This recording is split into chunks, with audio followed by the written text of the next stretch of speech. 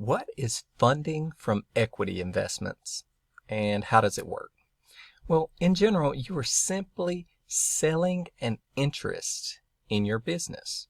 So I create a business entity, and the ownership interest in my business entity is represented by some form of unit. That is a membership unit in LLCs or a certificate of stock or a share of stock. Okay, this is known as equity. So you sell this equity interest to third parties, outsiders, people who are not necessarily involved in the running and operation and founding of the business. In exchange for that ownership interest, they give you money. You use that money to fund the business operations. Now, why would someone from outside want to do that? Well, people invest in third-party businesses. They purchase stock, and companies sell these stock, which you call a security. A security is basically anytime you're selling some form of interest in your business. It doesn't have to be stock.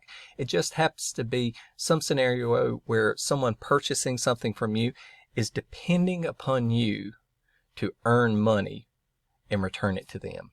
Okay, where you're depending on the efforts of others to make money by investing in it. So these companies are selling this security to third parties who hold this security for investment purposes. Their hope is either that the value of that ownership interest rises, or one day that company will be able to pay a percentage of its profits to the owners, and thus usually that's for stock in the form of a dividend, but we call it a distribution in other forms of business entity. But the investor hopes to receive a dividend from owning that interest. In startups, the dividend is really a dream. The investor wants that the ownership interest rise in value as the company grows, as it increases its revenue or increases the number of users or clients or whatever metric for growth performance applies to that business. The investor sees that growth potential as the company grows. The ownership interest will be worth more money. So in a relatively short period of time, 1 year, 2 year, 3 year, 4 year, 5 year, something like that, the investor will be able to sell their ownership interest either back to the company or to a third party investor or to another acquiring corporation, or even the company goes public and they could sell their interest to the public, that they could cash out in that way. So an investor's profit objectives is not to receive some percentage of the profits of the business. It's to later sell their ownership interest for more money than they put into it. And as we know, startups are risky. Most startup ventures fail. And for that reason, investing in a startup venture is highly risky. So if an investor is going to put their money into a venture like this, they need a very, very large potential return. And I say potential return, so they usually want somewhere between 10 times their money to 50 times their money in order to invest in the business because it's so risky. And obviously this is uncertain, but if they hold the ownership interest for 1 to 5 years, maybe 1 to 7 years, they want to see that there is the potential that their investment will return 10, 20, 30, 40, 50, even more times their initial investment. Otherwise, it would not be worth it for them.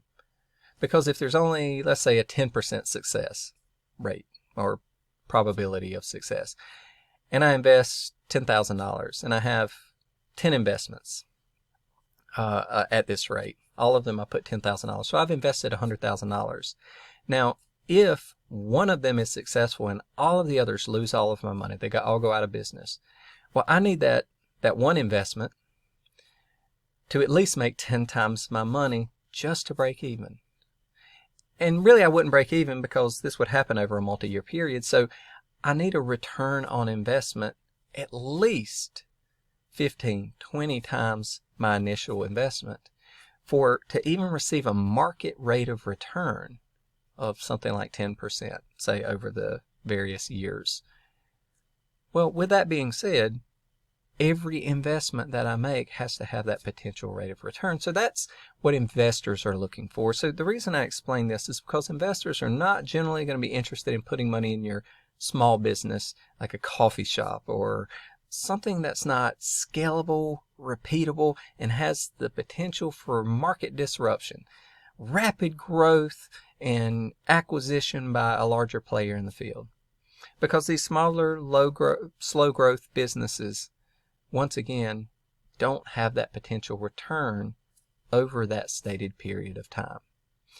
With that being said, who invests in these things? Well, to start with, there's friends and family, and you often hear the term friend, family, and fools because generally friends, family, and fools are the only people who would put money in these type of ventures at a very, very early seed stage.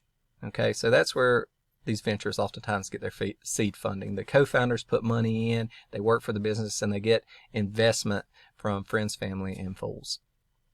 And that money is likely going to be lost, plain and simple, because the earlier the stage of investment, the more likely it is that the business fails because the idea is not proven.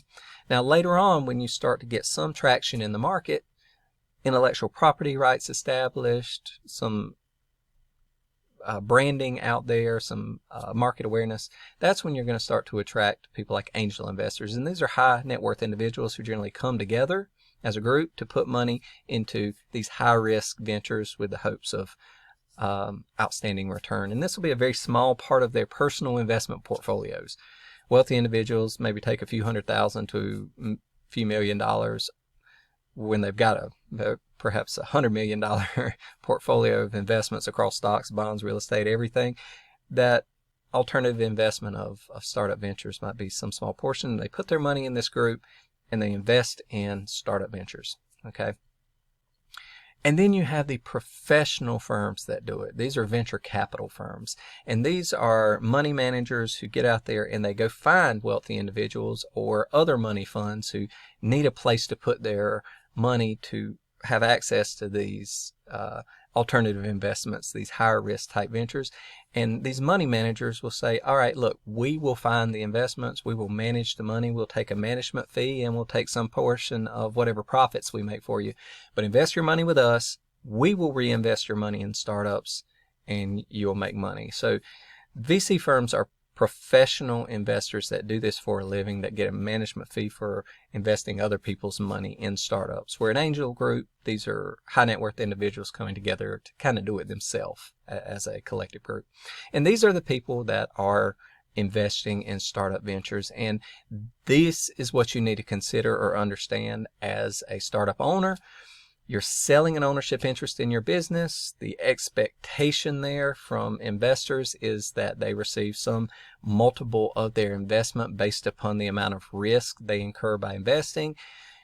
Early on seed stage, it's usually friends, family, and fools. Then it's angel or venture capitalists. But in any event, you're selling a security, so there are lots of formal regulations that have to happen there. So when you're doing that, you have to meet the legal standards, both federal standard and state standard. So it's advisable to work with a qualified legal professional to make sure you stay within the confines of the law and that you memorialize the transaction in the right way. So that's it. That's what funding is from equity investments.